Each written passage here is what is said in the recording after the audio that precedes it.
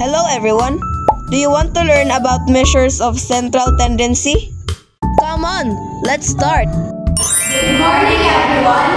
My name is Faye Angeline Combate and I am Julian F. Valori. So the topic we're going to tackle is all about central tendency, the mean, median, mode.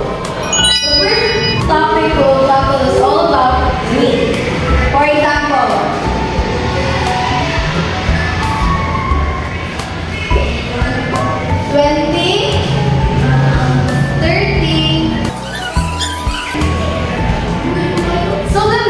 the sum of all the observations divided by the total number of observations. Wow.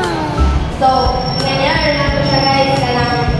I-plus ninyo siya plus 20, 30, 50, 40, 60. So, total 20. What? 20, 200. Tapos, ato siyang divide sa 5 ang equal 40.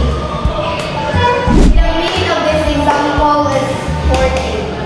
And the second topic is median. Median is the middlemost observation or value when the observations are arranged in order. For example, ato the example ganiya mo to gamiton.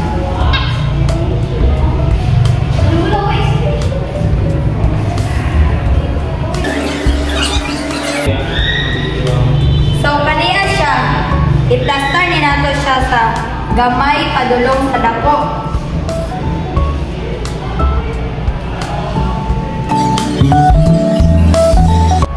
Kung pangitawag din nato yung middle. Ang tunga din niya kaning 40.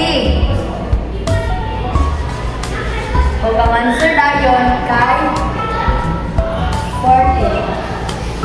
Thank you.